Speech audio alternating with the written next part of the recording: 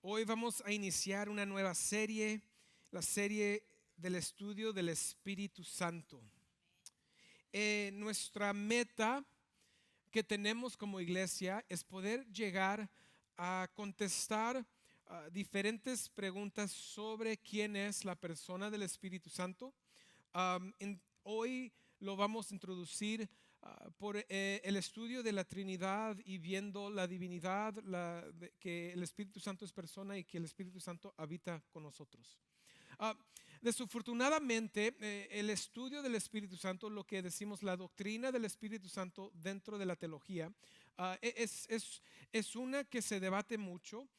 Es una donde hay mucha mal información y información incorrecta. Y me di cuenta hace unos meses hablando con alguien de nuestra iglesia que dentro de la comunidad aquí en Laredo, Grace Bible Church, o somos Grace, se reconoce como una iglesia que no cree en el Espíritu Santo. Y les voy a decir que eso no puede ser lo más lejos de la verdad. Porque nosotros reconocemos que el Espíritu Santo es Dios, el Espíritu Santo es persona y el Espíritu Santo mora en cada creyente. El Espíritu Santo tiene propósito en lo que Él hace dentro de lo que es la voluntad del Padre. Así como el Hijo vino a ser, así como el Hijo creó todo, el Espíritu Santo también llega ahora a morar en nosotros y llevarnos por medio de la santificación y un proceso total de la regeneración del creyente. Pero porque hay malinformación, muchas veces cuando hablamos del Espíritu Santo, les pregunto cuáles ideas llegan a su mente. Y si llegas de una iglesia carismática o pentecostal, vas a pensar, no, pues es una energía, es un poder, es una emoción, es es el viento de Dios, es el aliento de Dios y todo la verdad está estabilizado sobre las emociones y cómo me siento y cómo lo recibo. Muchas veces dentro de estas iglesias yo vengo de esta creencia también. Nosotros hablábamos y orábamos de una manera que decía: ven Espíritu, ven y manifiéstate, ven y ven estar con nosotros, mientras que la palabra de Dios ya nos dice que el Espíritu Santo mora en cada creyente. Pero malinformación nos lleva a una práctica incorrecta porque no tenemos todo completo.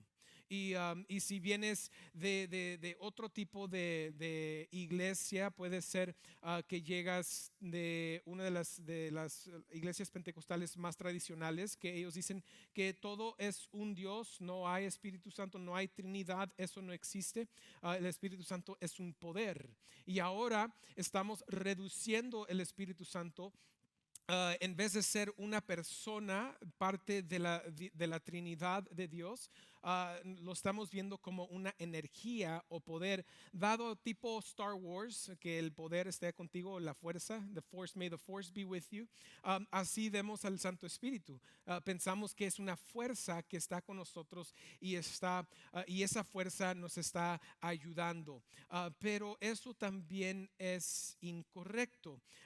De nuevo, yo fui criado en una iglesia donde los servicios se platicaban de la manera de que si se sintió el Espíritu Santo, entonces el servicio estaba bonito. Estaba bonito el servicio. Y les preguntas por qué no, pues es que sentí la presencia del Señor. ¿Y cómo lo sentiste? No, pues que se me enchinó el cuero, que empecé a llorar, que empecé a hablar en lenguas, que empecé a temblar y dicen después: wow, qué experiencia. Pero la experiencia de cuál estás hablando solo es una experiencia emocional, no es una experiencia intelectual. La palabra de Dios nos dice que deberíamos amar a nuestro Señor Dios con toda nuestra mente, alma, corazón y fuerzas, todo. Y muchas veces en lo super o ¿cómo se puede decir? Hyper emotional.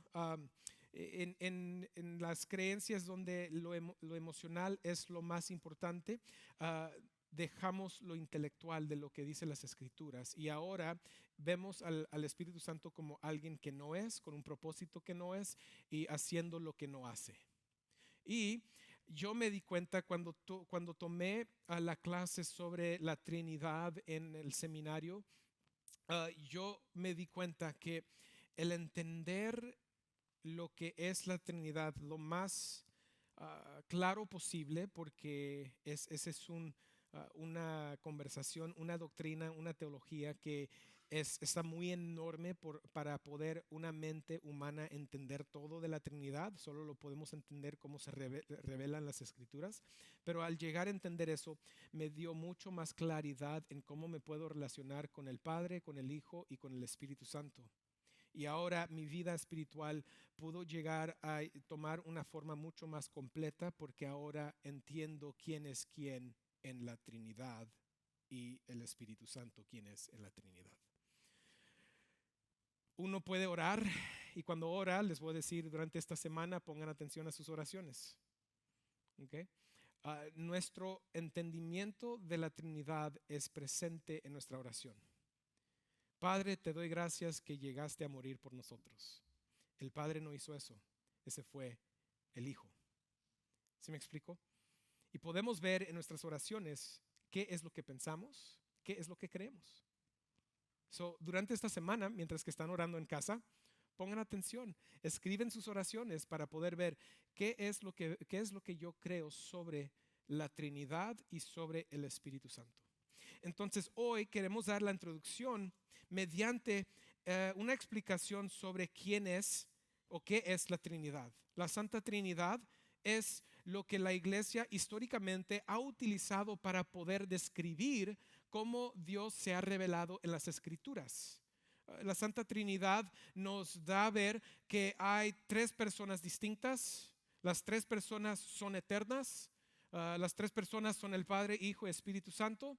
Y la misma vez, todos los tres son Dios. Ahí está la unidad. Les voy a dar un breve descripción de lo que es la Trinidad, y esto es lo que dice. Dice: creemos en un Dios verdadero que existe eternamente en tres personas. Esto es muy importante: Padre, Hijo y Espíritu Santo. Que cada persona de la Trinidad mora mutuamente, pero son distintas en el papel y función. Y dice: comparten la naturaleza, la gloria, el carácter y el propósito. Creemos que nuestro Dios triuno es eterno, santo e inmutable, omnipresente, omnisciente y omnipotente. ¿Okay? Tradicionalmente en la iglesia cristiana, esto es lo que nosotros creemos sobre la Trinidad, sobre el Padre, Hijo y Espíritu Santo. Hay una forma que se llama modelista. El modelista busca decir que Dios es una persona que se ha revelado en tres diferentes maneras. En el Antiguo Testamento se reveló como el Padre, en los Evangelios se revela como el Hijo, y en el Nuevo Testamento, ya de Hechos en adelante, en la época de la iglesia, se revela como el Espíritu Santo. Lo que ellos niegan es que son tres distintas personas, tres eternas personas. Ellos dicen que es una persona que se ha revelado en tres diferentes maneras. Eso es incorrecto, no es bíblico, y ahorita vamos a ver por qué. Otros buscan a decir, unitarios buscan decir que solo hay un Dios y no hay Trinidad, no existe. Jesucristo es creado, el Espíritu Santo es creado. Entonces ellos están negando la divinidad de Jesús, la eternidad de Jesús y del Espíritu Santo. Y luego el que quizás es un poco más cercano de donde la mayoría de nosotros, o unos de nosotros hemos llegado, la iglesia pentecostal tradicional, como les había dicho anteriormente. Ellos dicen que solo Jesús, todo por Jesús. El Espíritu Santo es Jesús, el Padre es Jesús, Jesús es el Hijo, Jesús es todo. Y eso también niega lo que nosotros vemos en las Escrituras. Una manera de poder ver esto visualmente es en este gráfico que estamos poniendo, que están viendo que en el gráfico dice: el Padre no es el Hijo no es el Espíritu Santo, y el Espíritu Santo no es el Padre ni el Hijo. ¿Sí? Son tres distintas personas, pero los tres ahora se juntan en medio porque los tres son Dios. ¿Sí me explico? Los tres son Dios, pero distintas personas. El Padre no es el Hijo, y no es el Espíritu Santo. El Hijo no es el Padre ni el Espíritu Santo, y el Espíritu Santo no es el Padre ni el Hijo. Son tres distintas personas. Y mediante la historia de Dios en la creación, lo que vemos en las Escrituras, podemos ver las tres personas presentes. El Padre propone crear, y la Biblia nos dice que ¿quién creó? ¿El Padre o el Hijo? El Hijo. El Hijo nos dice en Colosenses y en Juan 1. Nos dice que todo fue creado por medio de Él, por Él, y sin Él nada es creado. Allí, nada más allí podemos ver que si Jesucristo fue el creador, es decir, que Jesucristo fue eterno porque nadie lo pudo crear. Él creó, pero también nos dice que el Espíritu Santo estaba presente y activo durante la creación. En el primer día dice que el Espíritu de Dios venía sobre ¿qué? Las aguas. Activamente. Y ahora en la nueva creación, que es nuestra salvación, Dios el Padre propone el plan de la salvación mediante su Hijo amado Jesucristo. Jesús se somete al plan del Padre. Ahora llega a la tierra. Él activamente lleva el plan, lo termina, lo hace todo lo que tiene que hacer para poder ser nuestro perdón de pecado, nuestra justificación. Y luego Él se sienta a la diestra del Padre diciendo que Él iba a enviar a alguien para estar con nosotros. ¿Quién es quién? El Espíritu Santo. Igual como Jesucristo fue el creador activo, también Jesucristo es el salvador activo. Por eso somos salvos por medio de la fe en Jesús, no por medio de la fe en el Padre. ¿Me explico?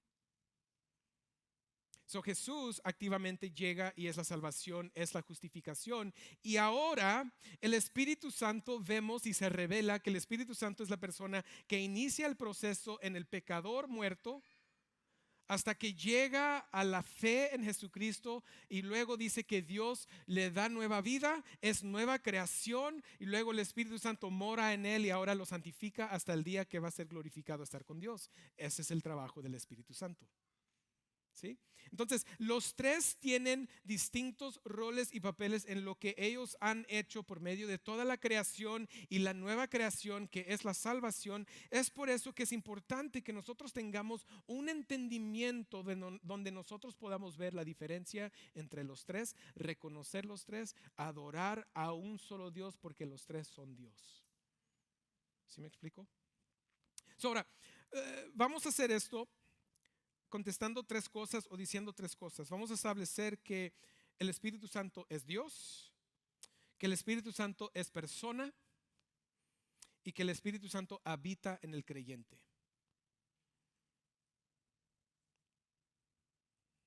El Espíritu Santo es Dios, es persona y habita en cada creyente. Viendo la imagen que les enseñé de la Trinidad, hablando de Dios, desde el Antiguo Testamento se ha visto y se lee cómo Dios habla de sí mismo. Él dice esto en Génesis capítulo 1, versículo 26. Les voy a decir, prepárense, van a ver muchas escrituras, o si tienen sus Biblias para poder seguir con nosotros. Pero en Génesis 1:26 dice esto: y dijo Dios, hagamos al hombre ¿en qué? En nuestra imagen, conforme a nuestra semejanza. ¿Okay? Vamos a parar ahí, pero les voy a hacer la pregunta. ¿A quién le está hablando Dios? ¿A los ángeles? No. ¿A la creación? No. Está hablando entre sí mismo, pero está hablando de una forma ¿qué? ¿Plural o singular? Es plural. En Génesis 3:22 dice, entonces el Señor Dios dijo, ahora el hombre ha venido a ser como de uno de nosotros. ¿Como quién? Uno de nosotros. De nuevo, ¿cómo se presenta Dios aquí en este versículo? Plural. ¿Sí? Y dice, conociendo ellos el bien y el mal. Luego hay una historia donde la humanidad están edificando una torre, la torre de Babel, en Génesis 11. El versículo 7 dice, bajemos y confundamos allí su lengua para que ninguno entienda el lenguaje del otro. ¿Cuáles son las palabras claves? Vamos, bajemos, confundamos. De nuevo, la pregunta es, ¿a quién le está hablando Dios? ¿A los ángeles, a la creación o a sí mismo? es a Él mismo, a sí mismo. Pero está hablando de una forma plural. Isaías 6:8 dice: y oí la voz del Señor que decía: ¿a quién enviaré y quién irá por nosotros? Nosotros. So, en estos versículos estamos viendo que desde el Antiguo Testamento Dios se ha presentado de una manera plural, pero a la misma vez en Deuteronomio 6:4 se presenta de una forma en cual dice que es uno. Dice: escucha, oh Israel, el Señor es Dios nuestro, el Señor uno es. Perdón, debe decir uno es. Es uno. So, tenemos que tratar de entender humanamente. Una mente finita tiene que entender una mente infinita y tiene que llegar a entender cómo son plural y a la misma vez son uno.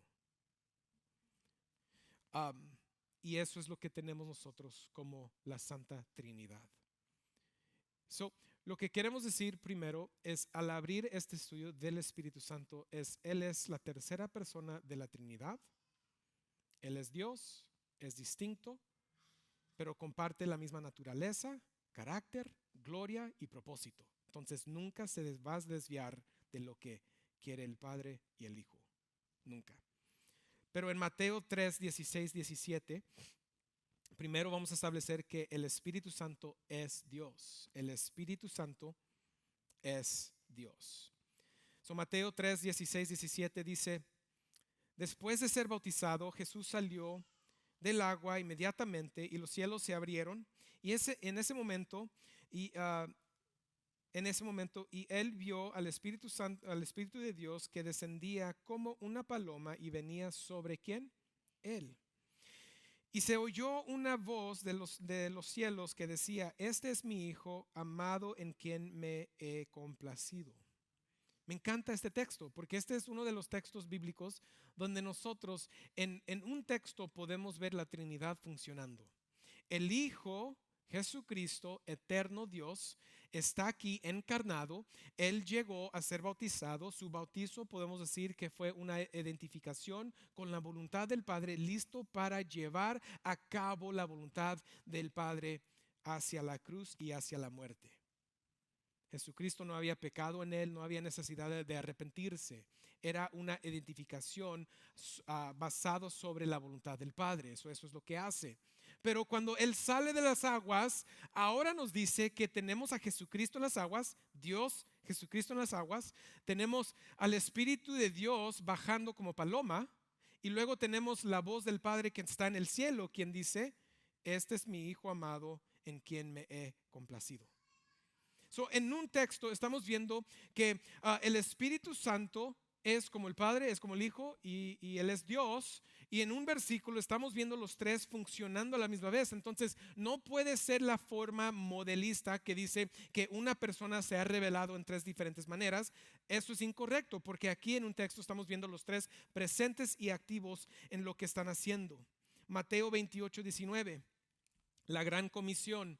Dice: vayan pues y hagan discípulos de todas las naciones, bautizándolos en el nombre del Padre, ¿de quién? Del Hijo y del Espíritu Santo. Quizás si el Espíritu Santo no fuese Dios, Jesucristo hubiera dicho: vayan, hagan discípulos bautizándolos en el nombre del Padre y del Hijo en el Espíritu Santo. Pero eso no es lo que hizo. Lo que dijo Jesucristo es claro: bautizándonos en el nombre del Padre, del Hijo y del Espíritu Santo. Tres personas distintas que son Dios, que se le dan títulos, se le dan propósito y se le da espacio dentro de lo que es ir y bautizar haciendo discípulos. ¿Por qué?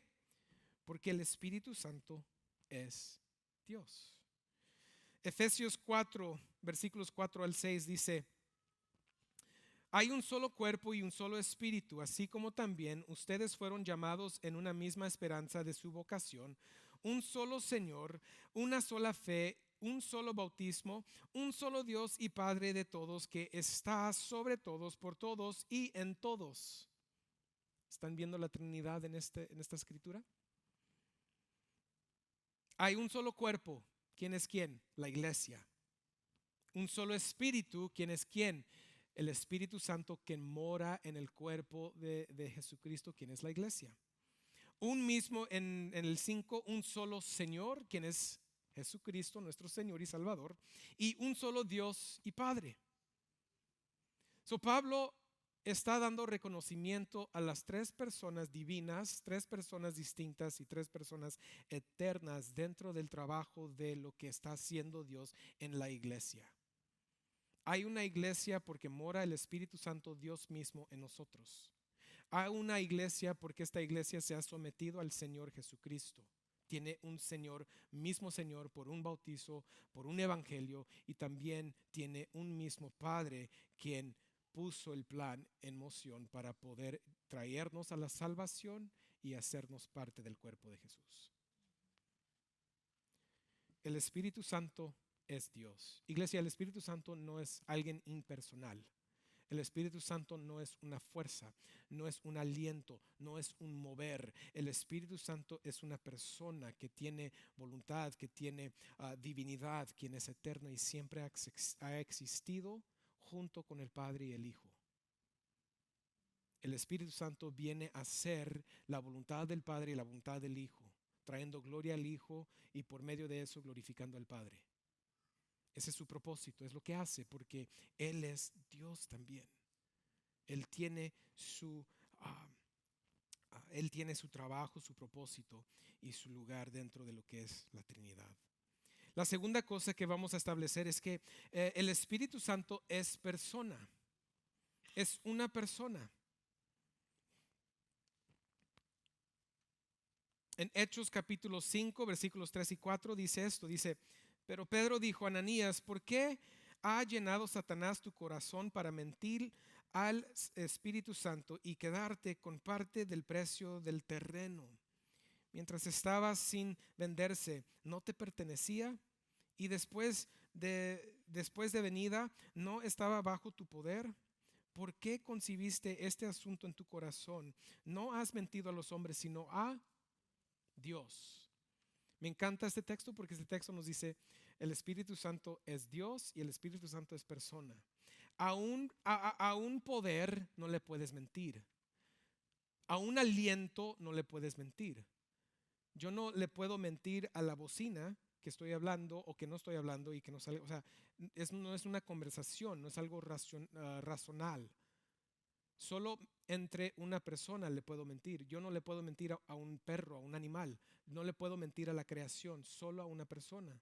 Entonces, cuando Ananías decide mentirle al Santo Espíritu, le estás mintiendo a Dios mismo, quien es persona en el Espíritu Santo. ¿Sí me explico? Hechos 13, 2 y 4 dice: mientras ministraban al Señor y ayunaban, el Espíritu Santo dijo: aparten a Bernabé y a Saulo para la obra a la que los he llamado. Entonces, después de ayunar, orar y haber impuesto las manos sobre ellos, los enviaron Pablo y Bernabé a Chipre. Okay. Ellos pues, enviados por el Espíritu Santo, descendieron a Seleucia y de allí se embarcaron a Chipre. Pero ¿qué vemos aquí? Que el Espíritu Santo como persona, Él tiene voluntad. El Espíritu Santo llamó a Bernabé y a Saulo para el propósito de ir a Chipre. Él es el que los escogió, Él es el que los apartó, Él es el que los envió a hacer el trabajo. Y en el libro de los Hechos uno puede ver que el Espíritu Santo está presente en guiando a la iglesia, en haciendo lo que necesitaban hacer. Sí, Jesucristo tuvo el encuentro con Saulo y Jesucristo lo llevó al entendimiento.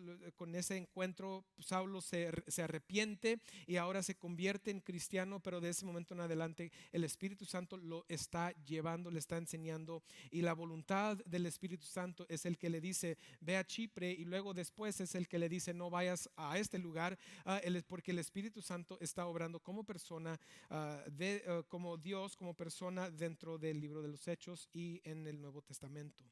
Primera de Corintios 12:11 dice: pero todas estas cosas las hace uno y el mismo Espíritu, distribuyendo individualmente a cada uno según ¿qué? Su voluntad. De nuevo, ¿una fuerza tiene voluntad? No. ¿Un aliento tiene voluntad? No. El que tiene voluntad es Dios. El que tiene voluntad es la persona de Dios. Y aquí de nuevo viendo que el Espíritu Santo es el que da dones a la iglesia para edificar a la iglesia y los distribuye individualmente a cada uno dado a la voluntad del Espíritu Santo, porque Él es el que está haciendo el trabajo. Efesios 4, versículo 30 dice esto, dice, y no entristezcan al Espíritu Santo de Dios, por el cual fueron sellados para el día de la redención.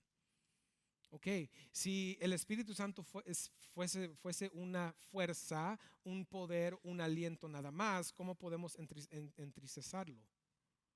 Es a la persona que se puede entristecer. Y la obra del Espíritu Santo es traer la unidad al cuerpo de Jesucristo, a la iglesia.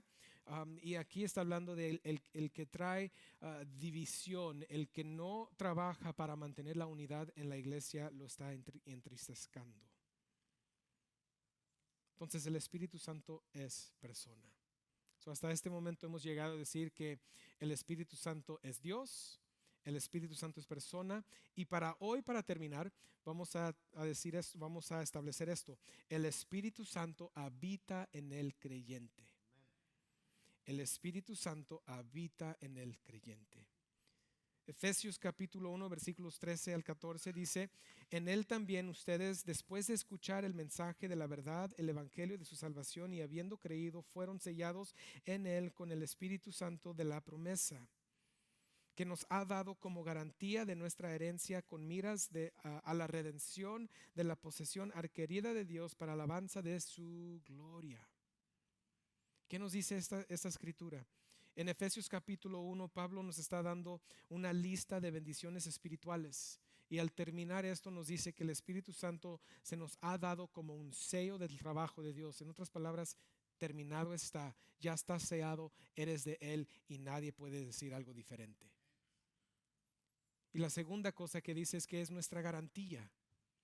Pero la palabra garantía que dice aquí, utiliza aquí Pablo, es una palabra financiera que hoy en día se utiliza en tratos financieros. Cuando uno está comprando una casa o está vendiendo una casa, se pide un depósito que no se puede reembolsar. Es un depósito de 1% de la venta de la casa, y ese depósito es decirle al que está vendiendo: yo voy a comprarte la casa, y si no puedo y quiebro el contrato, yo pierdo mi depósito. ¿Están escuchando lo que dice Pablo? Si el Espíritu Santo es la garantía de Dios hacia nosotros, si Dios quiebra este contrato, ¿a quién pierde? A su Espíritu Santo. Porque el Espíritu Santo es la garantía de mi vida eterna y de mi herencia que voy a recibir en el cielo. ¿Sí me explico?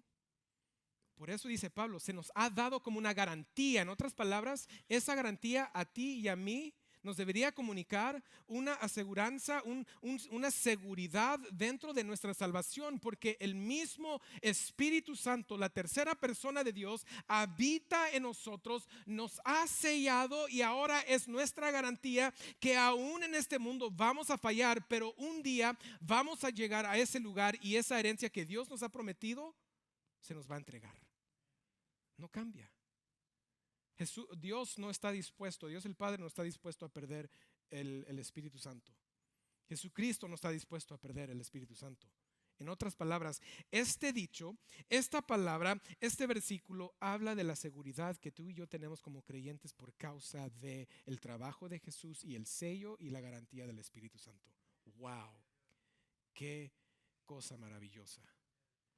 Si solo fuera eso, el trabajo del Espíritu Santo es suficiente para estar en adoración por toda la eternidad, reconociendo y admirados del trabajo de Él. Pero no es solo eso, es mucho más.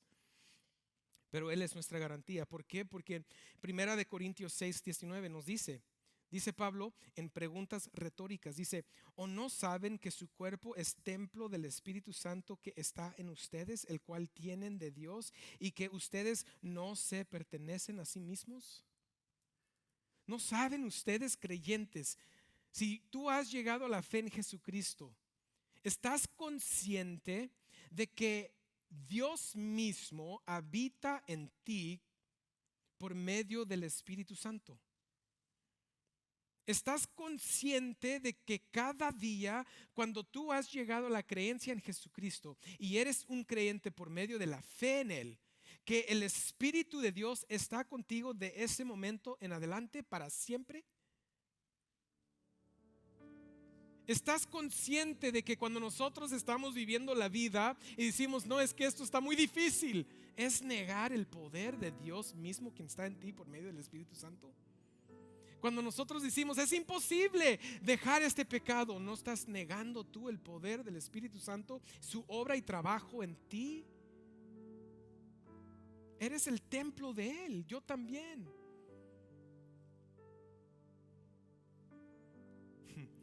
Yo me acuerdo una de mis canciones favoritas que cantaba como joven, y luego fui parte de conciertos cantando esta canción o tocando, y decía, quiero más, quiero más, quiero más, quiero más de ti, Señor. Otras canciones, ven Espíritu, ven y lléname, Señor, con tu presencia, unción. Y cantamos canciones que no nos estamos dando cuenta de lo que estamos diciendo. El Espíritu Santo ya está en mí, ya está en ti. No hay necesidad de pedir más, porque Dios mismo está morando en cada creyente y corazón.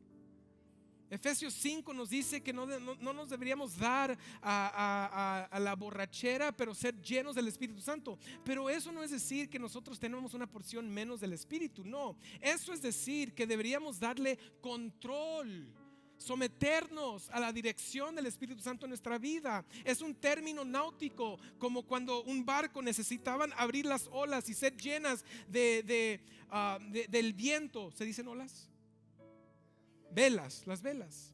Se abren las velas, viene y se llenan las velas con el viento, el aire, y ahora ese barco tiene el poder de llegar a donde tiene que llegar. Es lo mismo que Pablo está diciendo. El creyente que ya tiene el Espíritu Santo en él debería estar consciente que Dios mismo eterno está en ti por medio de la tercera persona de la Trinidad, y Él está en ti para llevarte, para darte el poder necesario, no para hacer milagros, pero para vivir una vida justa que refleja a Jesús a los demás.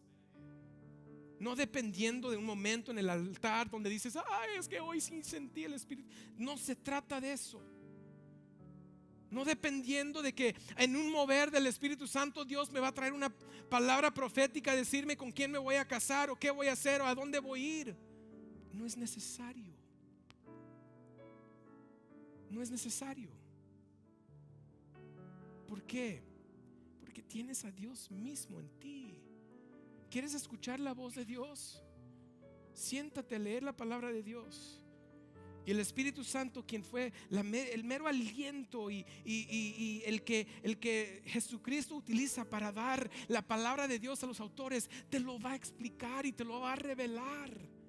Te va a traer a un mayor entendimiento donde ya no más estamos movidos por las emociones o el sentimiento, pero ahora estamos más conectados con Él, entendiendo. Dice Pablo, yo oro que tú tengas una mayor revelación de sabiduría y entendimiento de Dios por medio de su palabra. ¿Quieres escuchar la voz de Dios? Lee la palabra de Dios. No hay necesidad de pedir más, porque el Espíritu Santo está en ti y está en mí. Y así como Jesucristo se despojó de sí mismo, Él decidió llegar a esta tierra siendo Dios mismo, siendo eterno. Se encarnó y toma la forma del hombre, se humilla, y ahora Él se somete a la voluntad del Espíritu Santo, haciendo el poder o los milagros y los señales que está haciendo, los hace mediante el poder del Espíritu Santo. Si Jesucristo mismo confió en la tercera persona de la Trinidad, ¿cuánto más nosotros lo deberíamos hacer? ¿Cuánto más tú y yo? Pero no lo confiamos, porque queremos un momento especial. Queremos seguir al profeta. Queremos ver señales y milagros que ya sabemos no te salvan. Y abandonamos la verdad de que el Espíritu Santo, Dios mismo, está en ti y está en mí. Él es Dios, es persona y habita en